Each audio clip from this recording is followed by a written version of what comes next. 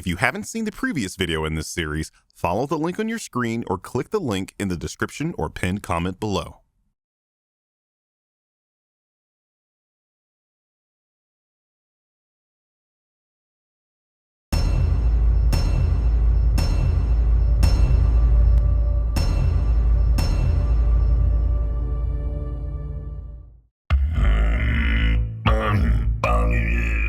Pre-logo satanic chants. I think you meant throat singing.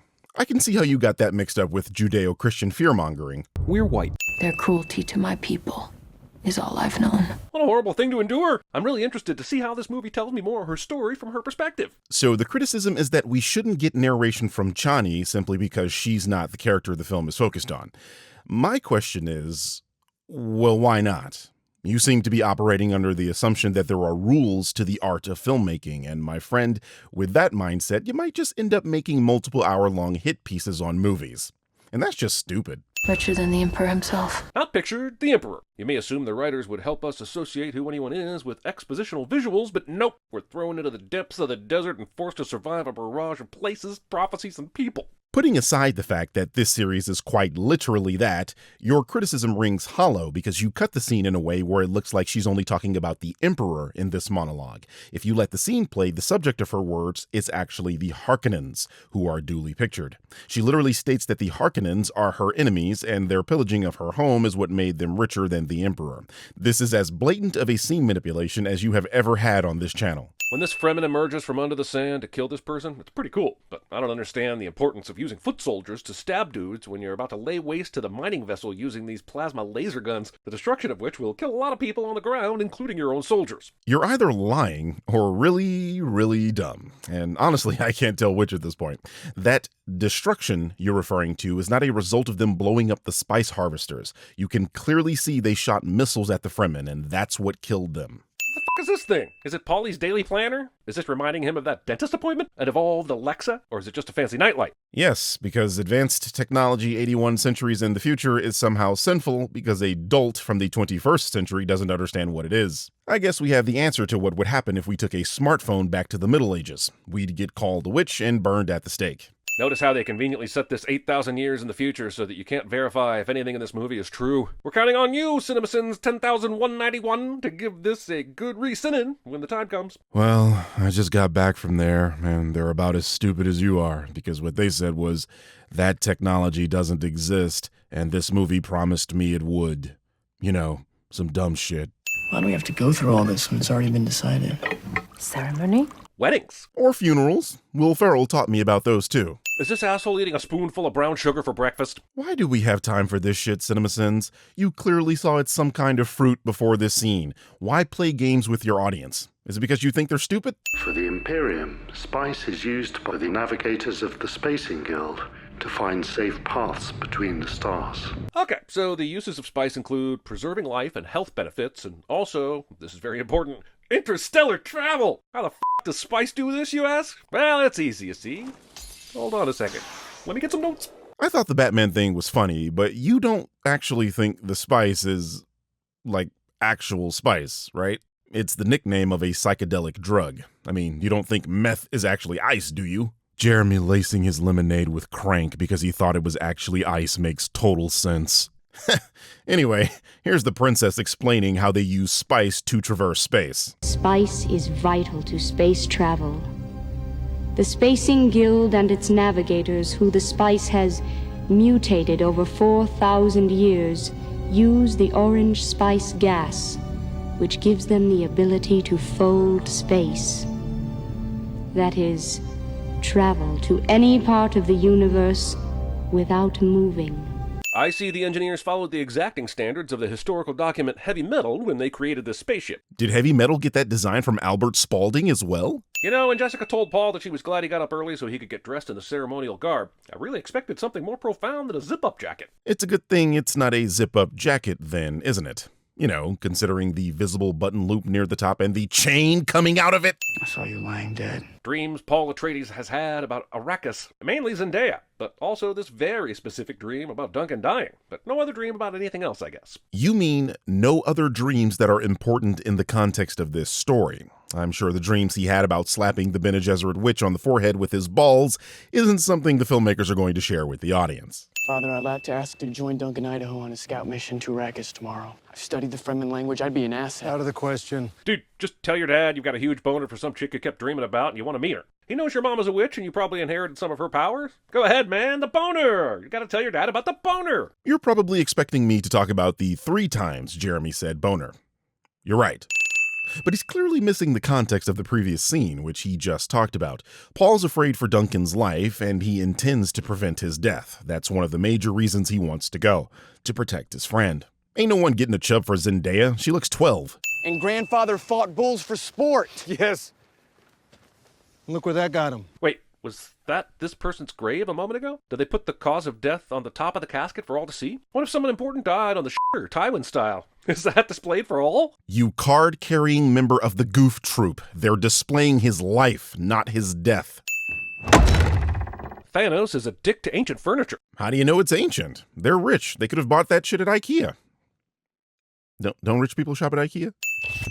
The force field armor thing they use in this movie is leaps and bounds ahead of the 1984 Dune, but it's still weird and I don't like it. Besides, it doesn't seem to protect anybody from anything. Their swords easily penetrate the shield. At no point in this exercise or anywhere else in the movie does someone say, "Oh man, thank God I have my weird, disorienting armor on." The trick to the armor is that you have to penetrate the shield slowly, something people who do not have this technology wouldn't know because it's counterintuitive. Who tries to slowly poke someone with a knife? This shit would make Mexican gangbangers in Los Angeles irrelevant in a week. When is a gift not a gift? Somebody once told me that Vladimir is one of the most horrible tyrants of all time. So imagine my surprise when his visual introduction is a steam spa and a simple brow wipe. Maybe I'm missing some fear cues, but I really just want him to have a cool towel and some water right now. Have you even seen the sequel? This guy is a grade A piece of shit that abuses his female slaves for no reason. The only kind of water he gets is the kind that comes out the ass of a dude with IBS who's just eaten 3 banana splits. And don't think I missed you singing. Is this space tube ovulating? No. Seriously, what the f*** is this flying glow sphere? If you must know, it's a ghost, Guardian. How does she know about my dreams? I do your laundry, Paul! Your mother asked me to check your vitals. I do this by touching your hair. I am not a robot. Who said anything about being a robot? Error. You must do everything that my Reverend Mother tells you. The capital of Norway is Oslo. Make sure you have a spare number 2 pencil. Goodbye. I played the last 3 sins back to back just so you could experience the frustration I also felt when watching this video. Mind you, this video is over 23 minutes long, and it's like this because Jeremy fancies himself a comedian and isn't telling us everything wrong with Dune, which is what the title promised us. I guess sometimes a movie is so good, they don't have much to actually say about it, which brings up a great question. Why not just leave it alone? Silence. That wasn't part of the explained rules. She simply said to keep your hand in the box, not to keep it in there and avoid expressing anguish. I mean, if we're making up rules, why don't you take off your fishnet face cover? Because it's pressing down on your nose and distracting me. Jeremy yells at the Bene Gesserit cliche.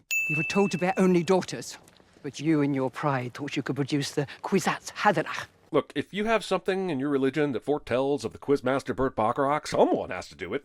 You're not wrong, but the problem is that many have tried and many have died, so the Reverend Mother is being pragmatic here. The goal is to unite House Harkonnen and House Atreides by breeding another Bene Gesserit female and marrying her to Fade Rotha's heir.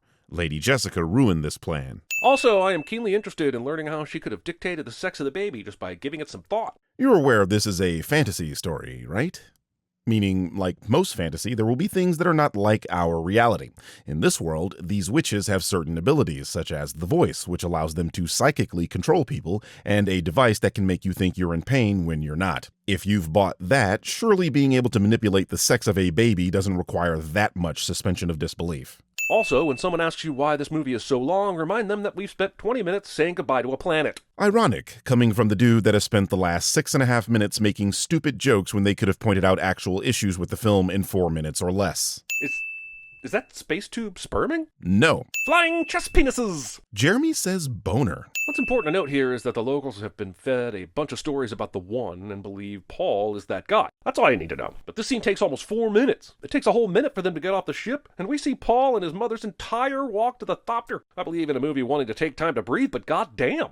Again, you're criticizing yourself. You made this video. You have the power to begin anywhere you want. You're doing this to yourself, and the length isn't the problem with this film. It's the audio mixing and ending before the second act even starts. I became so bored watching this walk across the whipping winds of the desert scene that I actually studied Jessica's horribly uncomfortable-looking shoes. Have you ever seen a shoe design where the heel doesn't actually support the heel of the foot? Actually, I have, and they're kinda hot. But there's one thing I'd like you and the audience to keep in mind.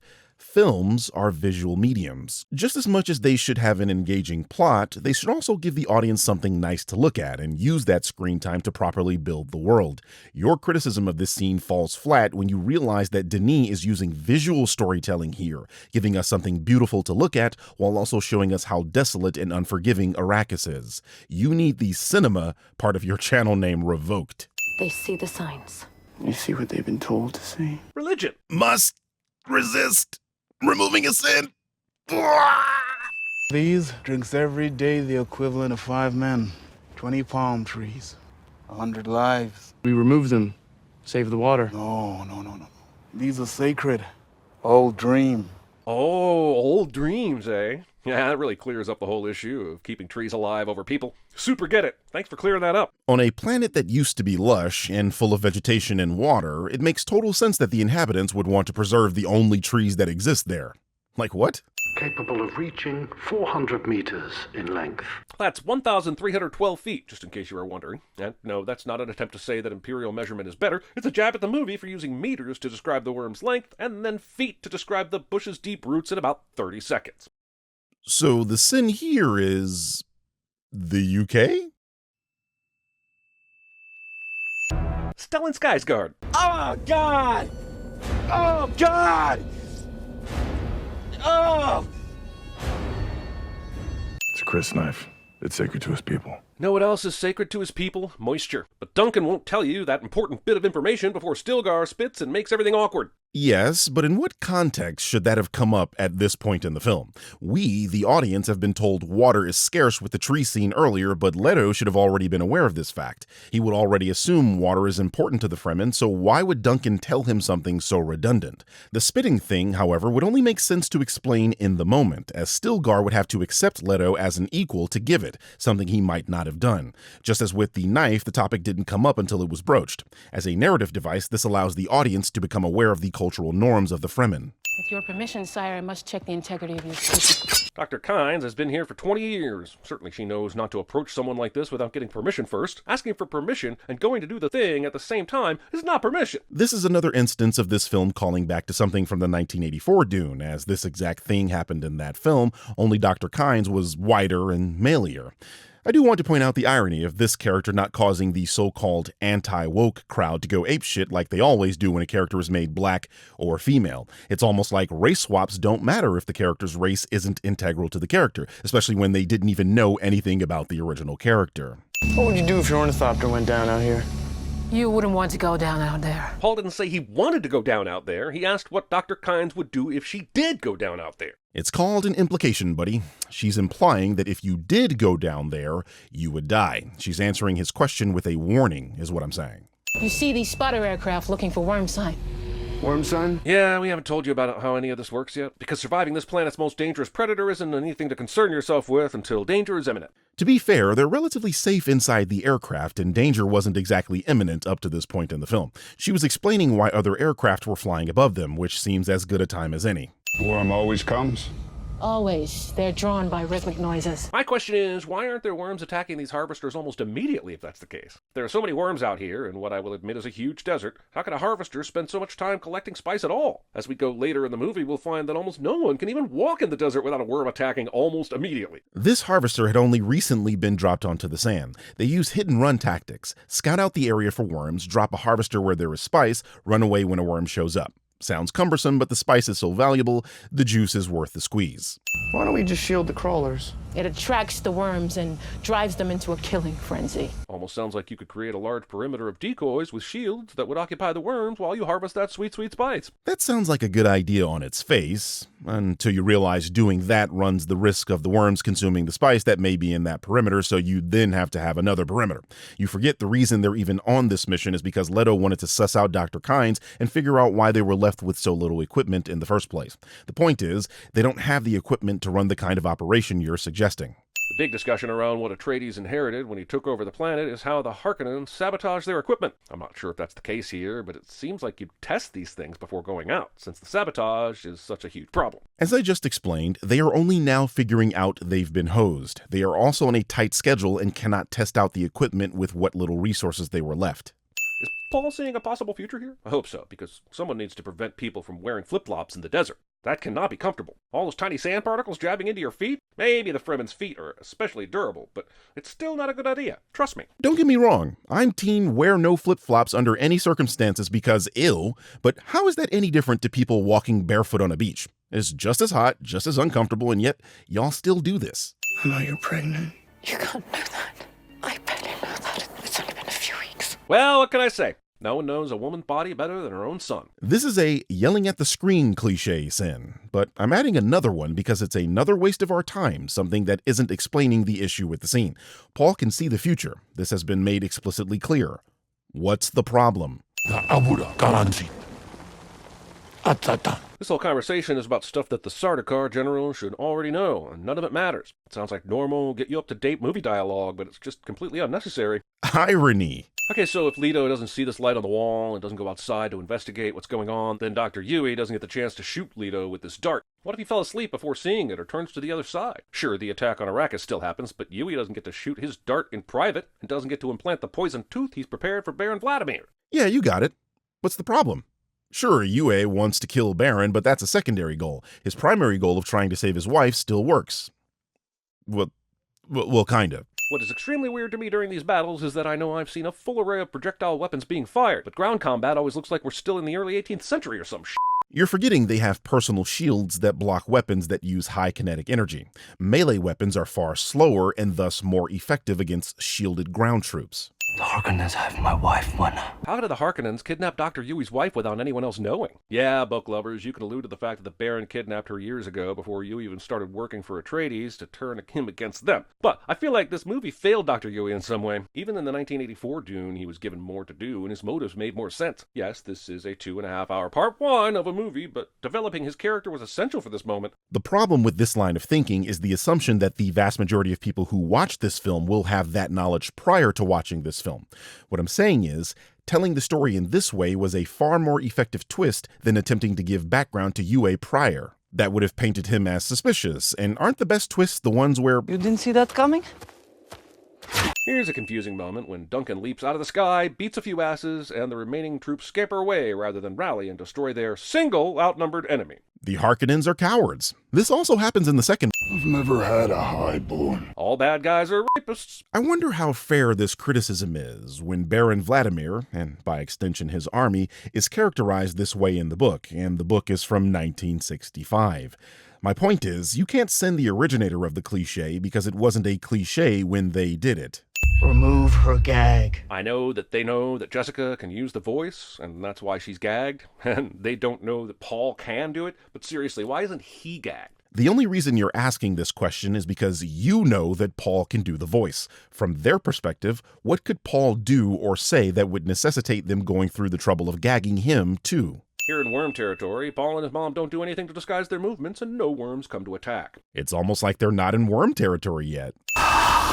The Baron survives this. He says, while showing the reason he barely survives is due to his shield mitigating some of the attack. It's not that I want Duncan to die or anything, but how is his ship still in the air? Earlier, the Harkonnen shut off Lady Jessica's ship from a remote location, and they saw Duncan jump in his aircraft and fly away. How would they allow it to stay in the air? Because Paul and Lady Jessica were in a Harkonnen ship, while Duncan is in an Atreides ship. Once again, these assholes, and especially Duncan, who's been living with the Fremen and definitely knows better, walk and run across the desert full of sound-detecting sandworms without a care in the world. Even if that were the case, they have an aircraft. They showed us earlier how much of a threat the worms pose flyers.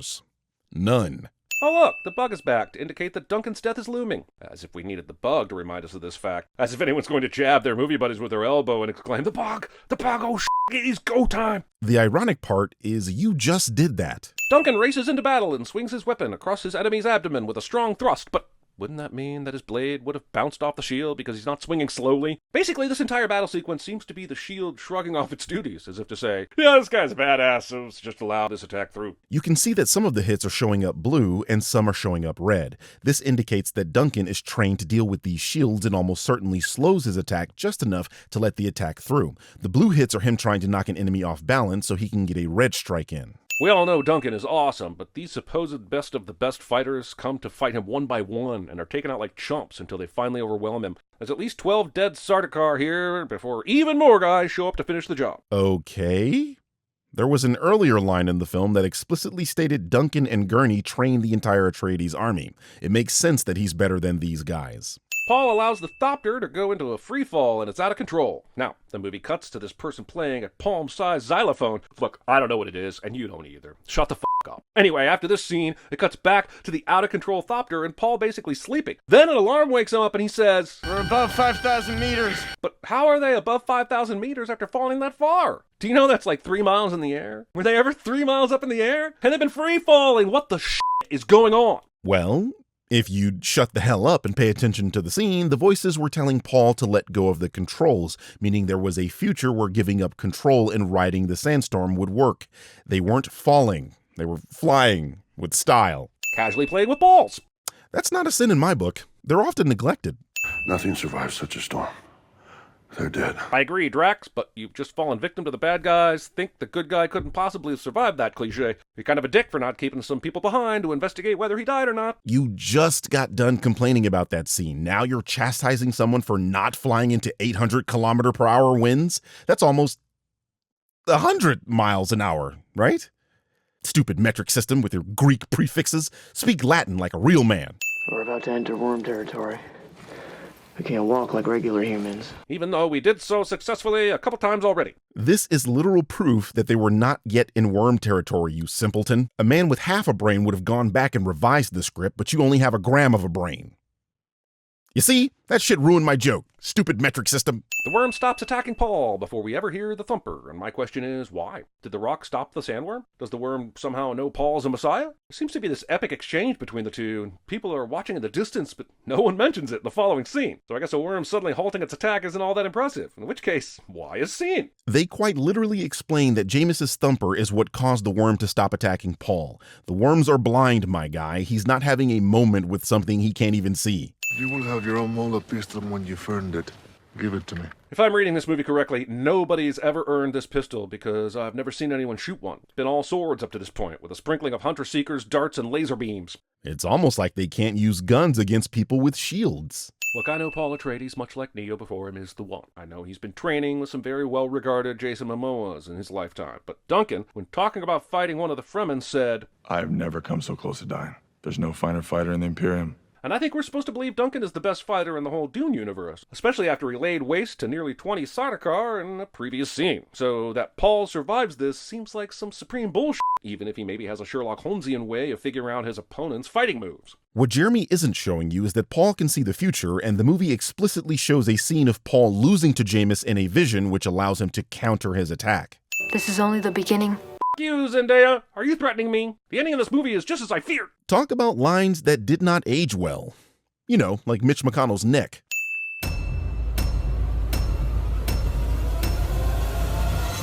Hey, you. Put on some muscle? I did? No. Listen, I gave